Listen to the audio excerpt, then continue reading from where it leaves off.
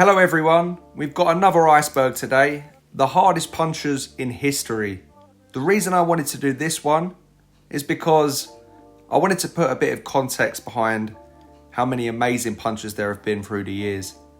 There are some punchers here that are present today and present throughout the entire history of sort of boxing from the 20th century onwards. Now, I remember when Wilder was fighting Tyson Fury, the media were stating that Fury was fighting the hardest puncher to ever live. And Wilder certainly has a case, but when you actually look through the entire history of boxing, you realise that's a very bold statement considering the lack of depth in the resume compared to others. I'm not saying he doesn't have a case, he 100% does, but hopefully a lot of the sort of recency bias we see in boxing these days, this can address that. So yeah, I just thought it'd be fun to go through. There's probably some missing, but yeah, let's just have a look through. Starting at the top, we're going to go with the ones that are most discussed today in the hardest punchers of all time category. Ernie Chavez. Ernie Chavez earned the nickname of the puncher of the century, which is all you really need to know about his punching power. He scored 70 knockouts and 76 wins in the toughest era in boxing. He sent Larry Holmes flying down with a missile right hand, which may be the hardest punch that's ever landed that didn't score a knockout. Sent Muhammad Ali flying across the ring. Both of those men say he was the hardest puncher they faced. And he scored knockout wins over Ken Norton, Joe Bugner, Jimmy Ellis, Jimmy Young, a lot of the great heavyweights of that era that are lesser known. And he did most of these very early on. He was also stopped a few times as well. His gas tank wasn't great. There's a really good fight you can watch against Tex Cobb, which Tex Cobb basically just eats all his shots. It's a crazy showing of resistance. But Chavez is undeniably an A-star tier puncher. Moving along swiftly to Big George Foreman, similarly known as one of the hardest punchers of that heavyweight era in the 1970s. Foreman was so powerful, he was even able to come back in the 90s against much younger opposition and score knockouts against the likes of Michael Moorer and Jerry Cooney, some of the most iconic knockouts of all time. Similarly to Chavez, he had a really impressive knockout ratio, 76 wins, 68 knockouts, completely ragdolled Joe Frazier, sent Ken Norton flying across the ring, knocked out Michael Moore, Jerry Cooney, knocked out Ron Lyle. He used to throw massive haymaker shots. Underrated technically, especially in his older days when he was learning from Archie Moore, but without a doubt, similarly one of the hardest punchers to ever live. Moving on to Julian Jackson, the man that's widely regarded as the hardest pound-for-pound puncher of all time. Jackson's highlight reel is devastating.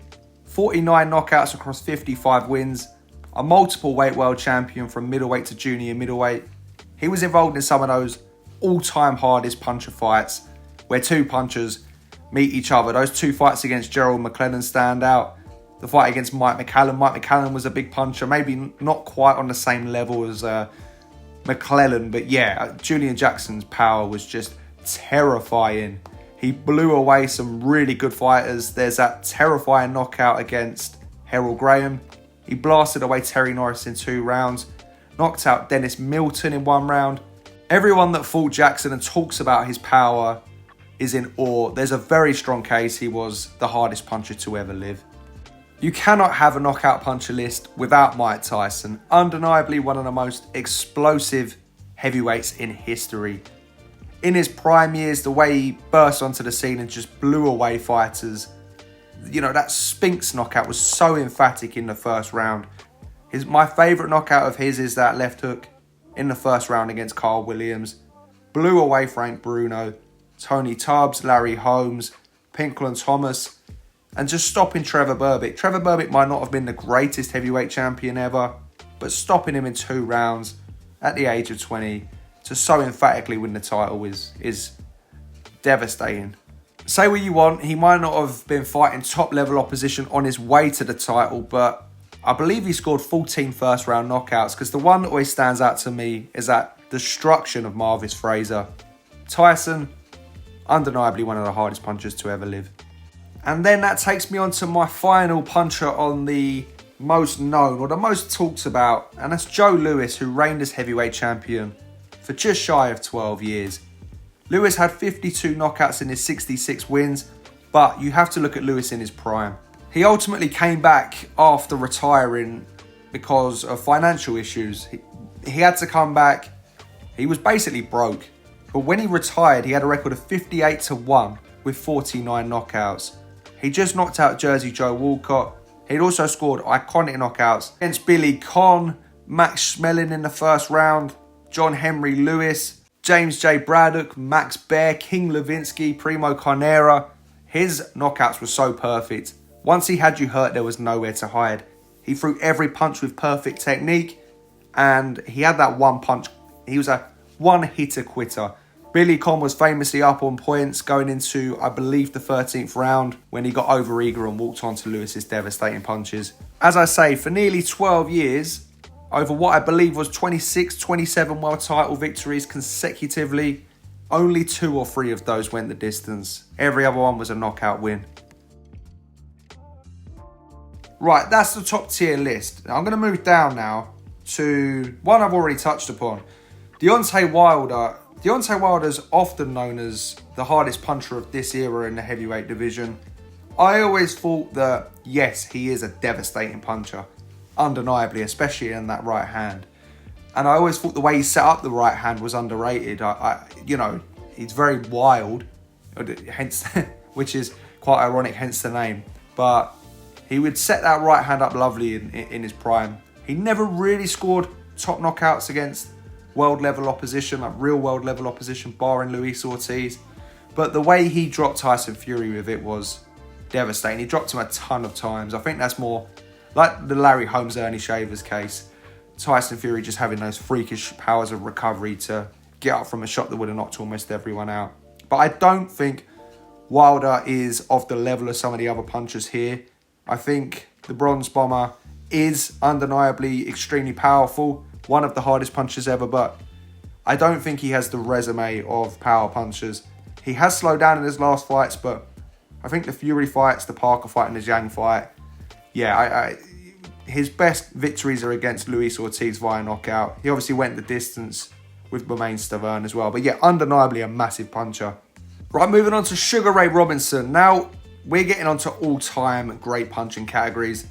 Robinson's known as like the perfect fighter anyway, but I think his power goes often underrated. He has potentially the greatest one-punch knockout ever against a really durable fighter in Gene Fullmer. Amazing combination punches, 109 career knockouts. He also knocked out the likes of Jake LaMotta, Bobo Olsen a couple of times, Aaron Wade in his prime, George Costner. There's just so many top names of all-time great fighters that he knocked out. He has amongst the highest amount of knockouts in history. Could do it with any punch, either hand at any point of the fight. One of the all-time great punchers. Tommy Hearns, boxing's first ever 5-division champion. Now we're talking crazy right hands. He could punch with anything, really. He was extremely tall, especially for welterweight. But he was also a phenomenal body puncher as well. During his middleweight days and his light heavyweight days, he knocked out Dennis Andrews, Juan Roldan. But it's more like the only man to ever ice Roberto Duran. That's all you really need to know. I mean, that's one of the most devastating knockouts I've ever seen. The Pepino Cuevas one was basically reminiscent of the Duran one. Both happened in the second round. Both two durable fighters. Yeah, Tommy Hearns was an absolute nightmare to fight, especially a welterweight. Brilliant body puncher, but that right hand, the whip it had on it was just frightening stuff. Triple G, Gennady Golovkin. Gennady Golovkin went on a successive 8-year, 23-fight knockout streak in a row. He was definitely a phenomenal puncher. I don't think power was necessarily his standout. I mean, everyone knew how hard he hit. All you got to look at is the Nobuhiro Ishida one, the Japanese guy he knocked out. That guy boxed a lot of top fighters. He boxed Pirog as well, knocked out James Kirkland, and that was the only time he was ever stopped. I've seen him sparring Canelo, so he would have been in there with big punchers. But Golovkin could open you up. He was a phenomenal puncher to both body and head, and was capable of chipping you away, scoring one-punch knockouts with the right hand and left hook, body shots. Yeah, I mean, to score 23 knockouts in a row, knockouts guys like David Lemieux, Martin Murray, who was another one that was never stopped, Nobuhiro Ishida was never stopped, Daniel Gill, he blew Daniel Gill away when Gill was going in with top middleweights and giving them real hard fights, beating them, going the distance. Yeah, he was blowing away everyone. Definitely a great puncher in recent years. Sonny Liston, one of the most underappreciated and misunderstood champions of all time. A true terror in the ring. The way, something that never gets mentioned enough about Liston. One is his jab. He had this jab that just extended even further than a normal jab. He used to get right to the end of his jab and then get another couple of inches out of it and smash through opposition. Another thing that's never mentioned enough, because his title reign was really short. I think he made one defence of the title against Floyd Patterson, who he beat, and then lost instantly to Muhammad Ali. But he was refused a title shot for years, and he completely blew through the top contenders.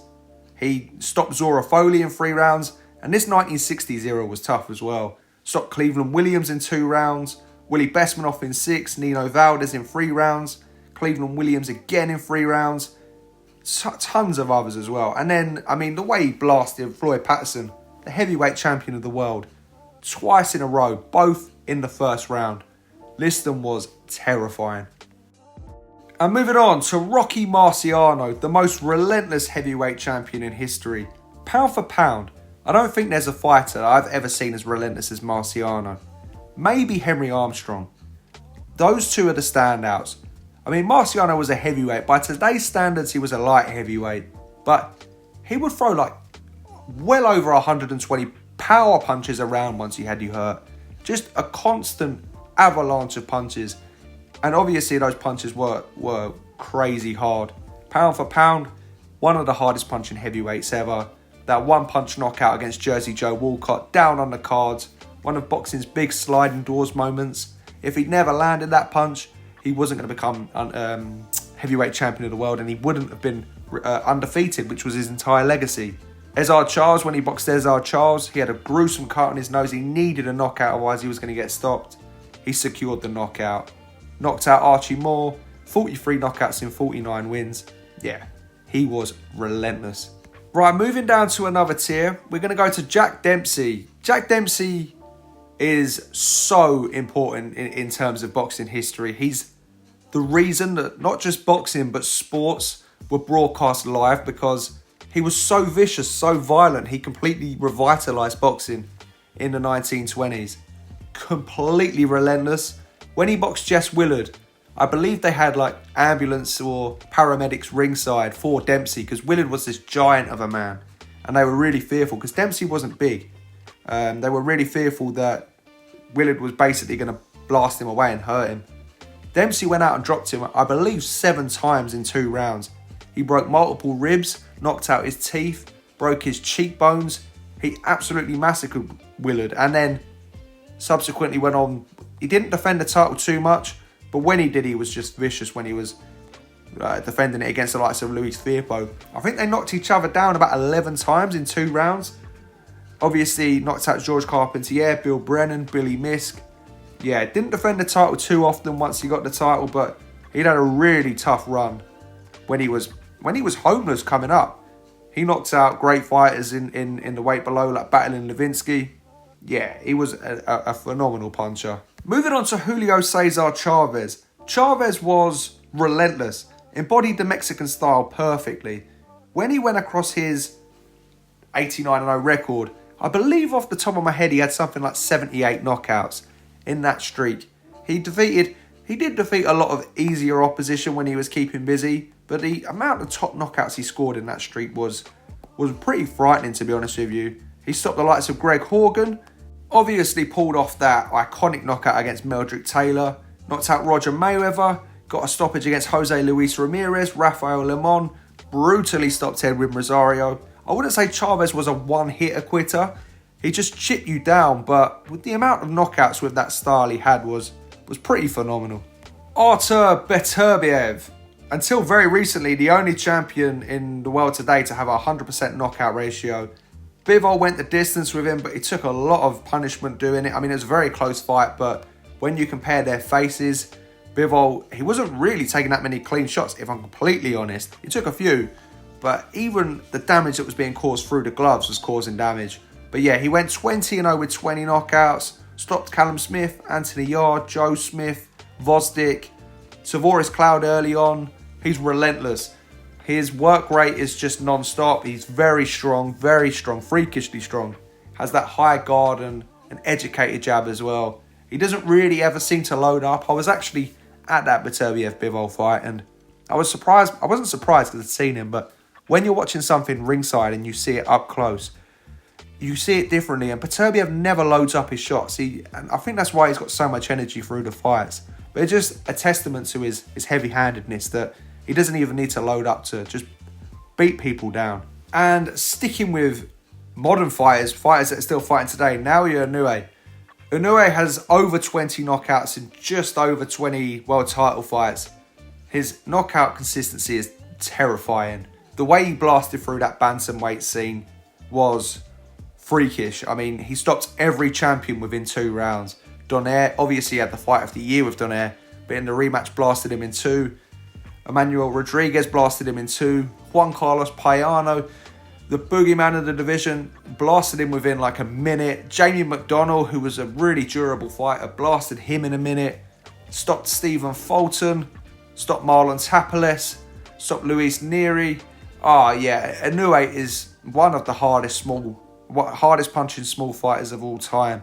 The one that goes under the radar massively is he stopped Omar Narvaez in a round really early on in his career. Narvaez has had over 30 world title fights. To that point, he'd only ever lost once to Nonito Donaire, another big puncher on points. Inoue blasted him away. He can knock you out with counter punches, set you up with headshots, stop you with body shots. A really dynamic puncher. Lennox Lewis. Lennox Lewis is one of the well-rounded heavyweight boxers. Excellent jab. We saw in the David Tua fight. Now, David Tua was really durable. Never stopped in his entire career. Hardly ever dropped. Dropped once really late on. And Lewis showed that he could box as well. I had one of the most brilliant jabs you'll ever see. But yeah, the punching power was there. He stopped a lot of those top guys as well. Really good uppercuts. The uppercut he landed against Vitaly Klitschko, oh my God.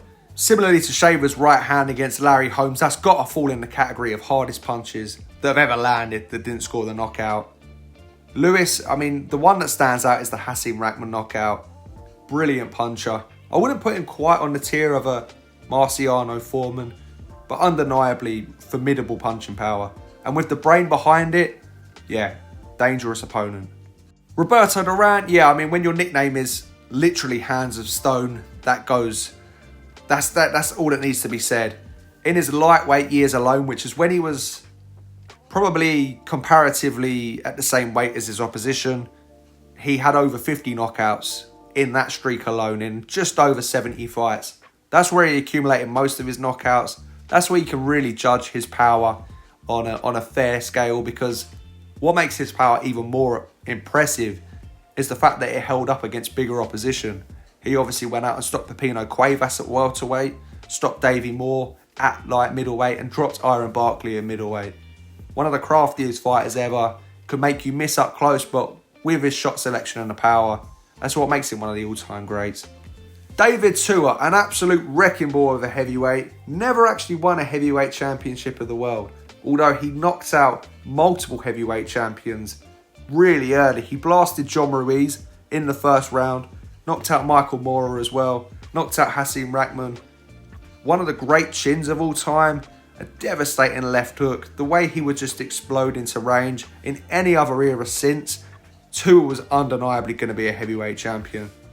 Really hard puncher, had that war against Ike Bayabuchi as well, so could throw volumes of hard punches.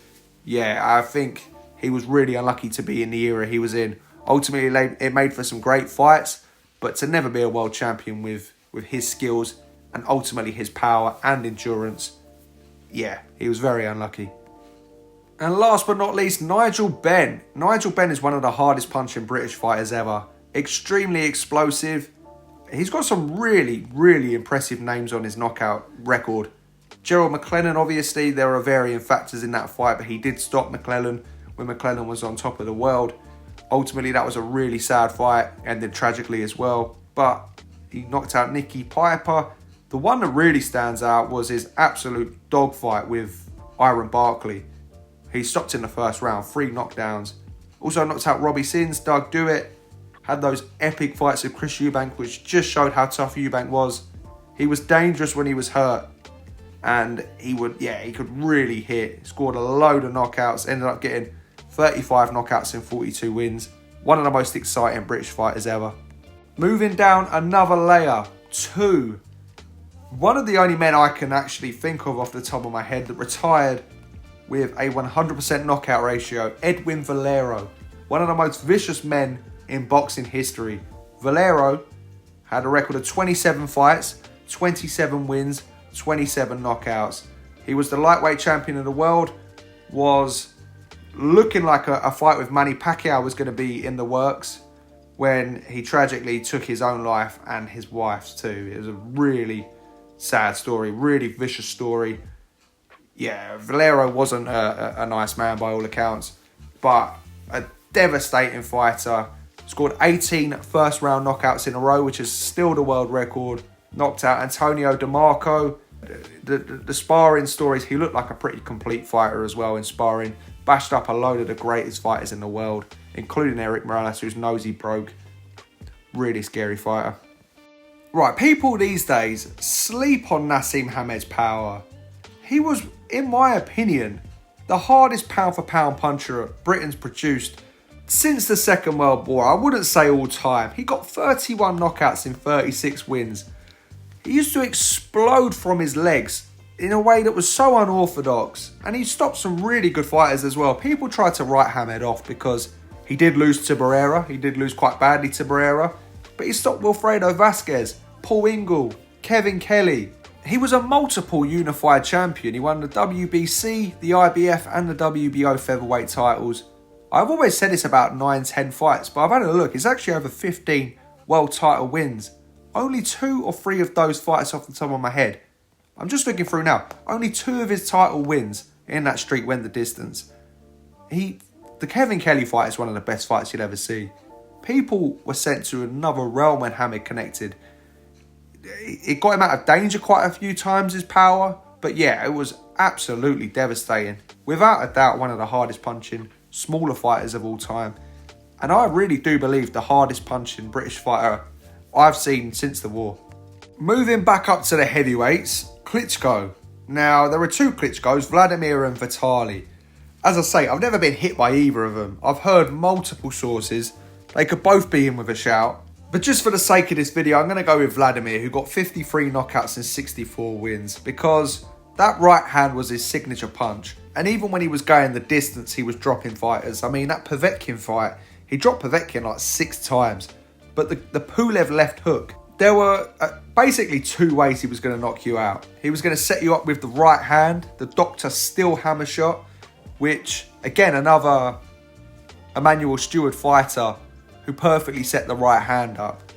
Tommy Hearns and Vladimir Klitschko. Or he was going to feint and curl that left hook round the guard. But a huge guy, very athletic, and although he didn't let his hands go too much, he really was just setting you up for the right hand. Jab, grab, wear you down, and bang with the right hand. And as I say, towards the end of his career, that left hook became a devastating weapon. But, you know, Vitaly was a big puncher as well. I don't think he was as big of a one-punch knockout puncher, but yeah, hit really hard and just used to beat people up. Carlos Zarate. Now we're getting into slightly more niche territory. Carlos Zarate, in my opinion, is the hardest punching Mexican fighter to ever live. Had that Triple G-esque, unassuming look, similarly to Alexis Arguello, who's coming up now. Tall for the weight, thin, was a bantamweight, so it wasn't necessarily big. It didn't look scary, but oh my God, like this guy's knockout ratio is crazy. Had one of the most devastating right hands ever and was involved in 2 of the highest knockout ratio fights in history.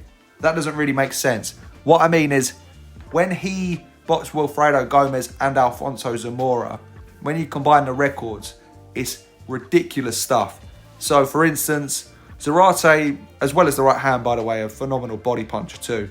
Zarate went 52-0, winning the WBC bantamweight title, and scored 51 knockouts in that streak. 52-0 with 51 knockouts is crazy. When he boxed Wilfredo Gomez was something like 19-20-0 with 20 knockouts. They had a combined record of 73-0 with 72 knockouts off the top of my head, I believe. He would eventually retire with 63 knockouts and 66 wins. A terrifying consistency of knockout punching. And I've just noticed I haven't actually put time capsules of when these guys were boxing, because a lot of the guys have been quite popular so far, but Zarate was one of the best fighters of the 70s. Gerald the G-Man McClellan, one of those 90s middleweights that was really terrifying. Knocked out Julian Jackson twice. Ended up scoring 20 first round knockouts. Jackson was in that list, as was John Mugabe as well. Ultimately, his career was cut prematurely when he suffered a really devastating injury against Nigel Benn. But when he retired as the the former WBC middleweight champion of the world, his record was 31 wins, 29 defeats to 3 losses, 20 first round knockouts. One of the most sickening body punchers you'll ever see as well, and always went into the ring with vicious intent. The Explosive Thin Man, another one of those amazing nicknames. Nicaragua's Alexis Arguello, one of the most unassuming looking fighters you could ever wish to see, but one of the most dangerous ever. 62 knockouts across 77 wins. He boxed across 4 different weight divisions. The right hand alone against Kevin Rooney. Oh my God, what a devastating punch. I've never seen someone drop so quick. Literally fell like a sack of bricks. That was really early on in that fight, but Arguello was really strong, really strong. Eddie Futch, who trained Arguello quite a bit, said that fighters just looked in shock when he got hold of him. As I say, he didn't look necessarily imposing or strong, but yeah, this guy was similarly to McClellan, one of the great body punchers, but could throw every punch. It would knock you out with the left hook, the right hand. The highlight reel's devastating. Knocked out Ray Mancini, would do it anytime. Early, he knocked out Mancini in the 14th round, so late. Ruben Castillo in 11 rounds, Bobby Chacon, Rafael Leomon in 11 rounds, Alfredo Escalera in 13 rounds. One of the most dominant 130-pounders of all time.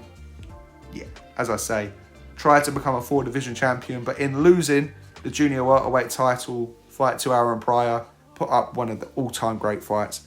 We're moving down once again to the last 2 sections, and I'm going to start off with light heavyweight great Bob Foster, who for years ruled that division with one of the most devastating left hooks you'll ever see. He knocked out the all-time great Dick Tiger in brutal fashion with this shot. Foster's one of the all-time great light heavyweights. He never lost the title in that division. The only fights he really lost in his prime were when he moved up to heavyweight, and he was a really small heavyweight, and this was the 1970s, so he was going in against the best heavyweights ever, and he was getting stopped. Joe Frazier, Muhammad Ali, those guys. He cut Muhammad Ali. That's a little bit of trivia. He was the only fighter to ever cut Muhammad Ali, but he paid for that. But at light heavyweight, with that left hook, oh man, I mean, again, it's one of those devastating highlight reels. He made a ton of defenses in the division, ruled for years as one of the most dominant light heavyweights of all time, in a talent-stacked era as well. Kaosai Galaxy, history's greatest ever super flyweight champion, and the greatest Thai boxer of all time. I say Thai boxer, but the greatest professional boxer from Thailand of all time, because most Thai boxers do go into Thai boxing as opposed to your general professional boxing. When we talk about nicknames, Galaxy's is by far my favourite. You know, you've got the Bronze Bomber, the Brown Bomber, the Ghost with the Hammer in his hands, which is coming up, the Boston Bone Crusher. But that's like a description of the style. People knew Galaxy as the left hand that drills intestines. I mean, one of the coolest nicknames ever. And yeah, I mean, he earned that nickname. He used to drill that left hand into his opponent's stomach. Ruled the super flyweight division in the 80s for 7 years. Never lost when he was a world champion. Had a record of 47-1 with 41 knockouts. and actually won the Fighter of the Year award over a prime Mike Tyson as well. Really strong southpaw, probably the best southpaw left hand in history. I can't think of another one. Maybe Manny's, but Galaxy's held up. Manny's went through the division, so maybe you'd say Pacquiao, but yeah, Galaxy was one of the strongest fighters in that division, and his twin brother Cal Core was also a world champion. Archie Moore. Archie Moore has the most knockouts in history of a world champion, second officially of all time behind Billy Bird. 132 knockouts, that's all you need to know. For years and years, he was refused a title shot, so he was fighting many of the Black Murderers Row. Eventually got his title shot by the age of 39, 40, and held on to the light heavyweight championship of the world for 10 years. Moved up to face Muhammad Ali, Rocky Marciano, Floyd Patterson. 132 career knockouts is all you need to say. But he wasn't really a bona fide puncher as his standout. Obviously he punched, but he was really crafty. He was a great counter puncher, really slick. One of the all-time great fighters, and my favourite knockout of his is that one against Devon Durrell, where he'd been dropped 4 times in the fight against a much younger man, and he came back and secured the knockout.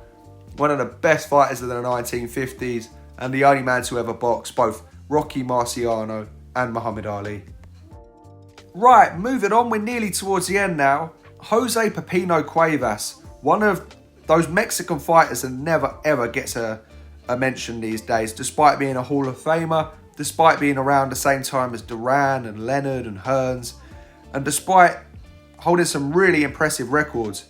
He was welterweight champion for around 4 years, across the late 70s, until Tommy Hearns knocked him out with that iconic right hand. And this is the thing I love about these lists and looking back at these fighters. It's just some of the mad records they got. Cuevas, he won the title at 18 years of age. He had a record of 16-6. 16 wins to 6 defeats when he won the welterweight title. And then he defended it 11 times, scoring 10 knockouts of those 11 defences. And he holds the record for breaking the most jaws of world title challengers in history. Cuevas turned pro at 14, which is why he lost a lot of his early fights. And he ended up losing a few. He obviously lost to Hearns and Duran. He ended up having a record of 35-15 with 31 knockouts. So around his title reign, there was nothing special. But during those 4 years, he won 11 fights successively, 12 title fights successively with 11 knockouts, and was just a bona fide jawbreaker. Wilfredo Gomez, in my opinion, the greatest Puerto Rican fighter to ever live. This man's knockout efficiency is unbelievable. He won all 32 of his first 32 victories via knockout. When he fought the great Salvador Sanchez in a WBC featherweight title fight, having moved up from super bantamweight, which is where he had won so many title fights, so many. He had a record of 32-0 with 32 knockouts. He lost that fight, but when he boxed Carlos Zarate, who's also in this list, he had a record of 22-0 with 22 knockouts, while Zarate had a record of 52-0 with 51 knockouts. He beat so many great fighters by knockout: Royal Kobayashi, Carlos Zarate, Lupe Pintor, and there's just so many. He also beat Juan Laporte. Man, Juan Laporte was tough.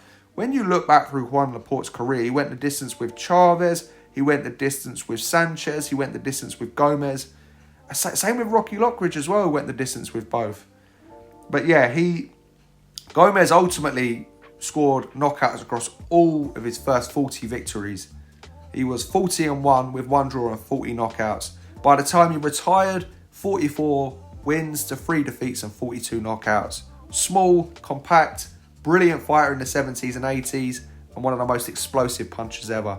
Tons of world title fights within there too. Ruben Olivares, Mr. Excitement. Whilst I mentioned Cuevas is never ever mentioned amongst Mexican fighters, Olivares is never mentioned amongst the Mexican great fighters, and what's ironic about that is he was the first all-time Mexican great fighter. Well, I wouldn't say first, maybe Baby Arizmendi in the 1930s.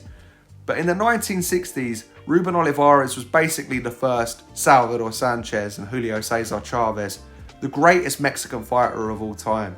Another one of those crazy undefeated streaks with tons of knockouts. He went 61-0 with 1 draw and 58 knockouts, having already retained the bantamweight titles multiple times. across the late 1960s. Olivares is widely regarded as the greatest bantamweight to ever live alongside Ada Joffrey. He was in a really, really tough era. There were guys like Takao Sakurai, Lionel Rose, Alan Rudkin, who he knocked all of those guys out. Jose Medel, who he knocked out. He also beat Chucho Castillo before losing to Chucho Castillo, but he beat him two out of the three. And then after his bantamweight days, he moved up to featherweight. And he would knock out Walter Seeley, Bobby Chacon, and he'd also fight Alexis Arguello and another great puncher in Danny Lopez. So he was in with everyone. His name was Mr. Excitement. And by the end of his career, a brilliant career, in which he also knocked out Jose Luis Ramirez within 2 rounds, late on as well in his career, he had 79 knockouts in 89 wins. Right, we're down to the final tier. Now, these are the niche fighters that never, ever, ever get mentioned by your general sort of media outlets when it comes to hardest punchers. And I'm going to start with the all-time great Sandy Sadler, one of the best featherweight champions of all time, who was a featherweight champion up until 1956, just a few months before he retired. He knocked out Flasher Lord. Anyone that knows Filipino boxers know how good Flasher Lord is. Stopped him over 13 rounds. Think about Sandy Sadler as a fighter built like Tommy Hearns in the featherweight division, but fought like George Foreman. I cannot believe this man never gets mentioned. He knocked Willie Pep out 3 times out of 4. Willie Pep is potentially the greatest fighter to ever live. He won 3 of those fights out of 4 via knockout. Also knocked out the likes of Lauro Salas. There's loads of world champions around the era. 104 knockouts across 145 wins. Completely relentless. Massive. I can't believe he never gets mentioned amongst the all-time hardest punchers ever. Moving on to Bob Fitzsimmons. We're going way back with Bob. We're going back to the 19th century. I don't often like going back to the 19th century, but Bob also fought Jack Johnson in the 20th century as well. He died in 1917, actually quite young. He was only in his 50s, but yeah, he fought for a long time. He had 69 wins and 57 knockouts from Cornwall in England. The Fighting Blacksmith, they reckon that's where he got his strength from. But he did beat a lot of the great fighters that would ultimately go on into the 20th century, so that's why he's here. When he retired, he was known as the hardest puncher to ever live. He was the first man for probably around a century, I think maybe just over a century, to win titles from middleweight to heavyweight. He knocked out the great heavyweight champion, James J. Corbett, via knockout. Won the light heavyweight title, won a 20 rounds point decision, and knocked out the all-time great non-Perel Jack Dempsey for the middleweight title. Non-Perel Jack Dempsey, I believe, is who the heavyweight Jack Dempsey got his name from. That was in 1891. Over 130 years later, he's still regarded as potentially the greatest British fighter of all time, and his achievements have never been matched by another English fighter. Jimmy Wilde, whilst Fitzsimmons is the best English fighter, Wilde is widely regarded as the greatest British fighter. He was from Wales. He was born in 1892, so a year after Fitzsimmons won the middleweight title, but he competed across the 1900s and the 1910s. He is the man that went 93-0 across the flyweight division. The first ever flyweight champion of the world, fleet-footed, as hard a puncher as you've ever seen. 98 to 99 career knockouts. He only weighed 96 pounds himself, but he was consistently knocking out people that weighed up to 118 and 126 pounds. He was so good and so dominant that they actually made the flyweight title a thing, and he became the first flyweight champion of the world. Just before he lost his last 2 fights and lost the title to a great Filipino fighter in Pancho Villa. His record was 137 wins to 2 defeats and 99 knockouts. The record does vary. Jimmy Wilde was an absolute monster, and with the fights he was having outside, the sort of fair fights, he might have had anywhere up to 600 fights. Sam Langford, the Ring Magazine's second hardest pound-for-pound puncher of all time, a man widely known as the greatest champion no one ever knows. Langford had 126 official career knockouts, but he was so good and so avoided, he had to travel around Europe and around the world to fight. Hundreds of his fights, they reckon, weren't recorded. So I think Sam Langford is a strong case for having the most knockouts ever, unofficially. But what we do know is he had 126 confirmed knockouts. Langford is an absolute monster of a man. In my opinion, a very, very strong contender for the greatest of all time. And he never even won a world title. He was only stood at 5'7". He only weighed roughly anywhere between, in his prime, 175 pounds.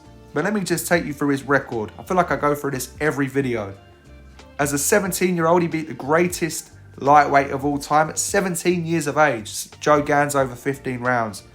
Missed weight by 2 pounds, so didn't win the title. He then beat the brilliant Barbados Joe Walcott for the welterweight crown, but he was robbed. They gave it a draw. He then beat young Peter Jackson, who would go on to become the welterweight champion, but he didn't hold the title when he beat him. He moved up from welterweight to heavyweight in the early 20th century to face Jack Johnson and went 15 rounds. He would then knock out Hall of Fame heavyweights Joe Jeanette, Sam McVeigh, Kid Norfolk in over 40 fights. Langford had a 17-fight saga against Harry Wills, a man known as the greatest heavyweight to never win a title. And he knocked Harry Wills out, although he did lose most of those fights. Jack Dempsey would never fight Harry Wills. Harry Wills never got a title shot because of the colour of his skin. He was absolutely phenomenal. Langford also knocked out Philadelphia Jack O'Brien, the greatest light heavyweight of his era. He knocked out Tiger Flowers, a future all-time great middleweight champion who beat Harry Greb. He also beat Stanley Ketchel, and he was promised a rematch for the title, but Ketchel was murdered just months later. Langford basically knocked out everyone from lightweight to heavyweight. An absolute freak of a fighter with the greatest resume ever seen alongside Harry Greb. 2 to go, and next up is Stanley Ketchel, who, as I just mentioned, actually boxed Sam Langford. I'm going through these in every video, but Nat Fleischer, Ring Magazine founder, reckons that Stanley Ketchel is the greatest middleweight that's ever lived. That was said in 1972. Pardon me for coughing, by the way. And that was after the reign of Sugar Ray Robinson. So Fleischer was very well respected, founded the most illustrious magazine in boxing history. He had a record of 51 wins to 46 knockouts, Stanley Ketchel. Knocked out the likes of Philadelphia Jack O'Brien, Billy Pack, even moved up to heavyweight, even though he's only a middleweight, and dropped Jack Johnson. He wished he never done that because Jack Johnson got up and literally knocked his teeth into his glove with the very next punch. But yeah, like I say, lost to Sam Langford. Knocked out Mike Twin Sullivan, another Hall of Famer, in 1 round. Middleweight champion of the world. He was going to give Sam Langford a rematch, which may have taken his title off of him, but a jealous lover came and shot him in the gut on a farm and murdered him at 24.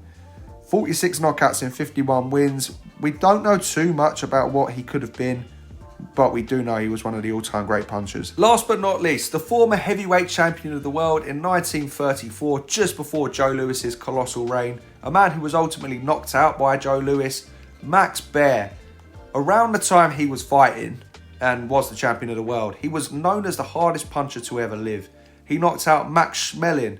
He also fought the likes of King Levinsky, knocked out Primo Carnera, like absolutely smashed Primo Carnera to pieces to win the heavyweight title. He sadly killed an opponent and after that held his punches. He used to mess around in the ring as well. He used to play around. You may have seen the Cinderella Man, the James J. Braddock story starring Russell Crowe, where Braddock wins the title in the biggest upset in history to that point. It's Max Baer who he wins that title off. Max Baer was extremely fit and strong for his time and had one of those devastating overhand rights. And that is it. That is my punchers list. Wow. I mean, I did that all in one sitting. I think that's probably the clearest I've done so far. Yeah, the reason I made this video is because in recent times, when you hear about punchers, you really just hear about the guys at the top. Whereas I think lots of things in boxing develop over time, but punching power is genetic. There have always been great punchers. And I think it's unfair that lots of those old school guys that literally compiled hundreds of knockouts through the weight divisions just get forgotten. So that's why I wanted to make that video. If I had to pick some standouts about the hardest punchers of all time, I think everyone in that top tier would be there. Chavez, Jackson, Tyson, Lewis, Foreman amongst the top. Sugar Ray Robinson would undeniably have to be there, as would Marciano, right amongst the very top. Tommy Hearns, his punching power was crazy. I think Inoue, I think he's going to end up being one of those great punchers. I would also put Sam Langford, undeniably, as maybe the hardest puncher of all time. Jimmy Wild would have to go up there too. Archie Moore with all of those knockouts. Those would probably be my standouts amongst the greatest punchers ever. But everyone on this list was a phenomenal puncher. And I hope you enjoyed the video. This was a fun one to make. They're all fun to make. Let me know what icebergs you want to see in the future. And let me know any great punches I missed. I am always going to miss some. There's so many boxers through history. I don't mean to cover every single fighter that could be here. The iceberg wouldn't have any space. But yeah, I just want to give you a bit of a look into some of the great fighters through history.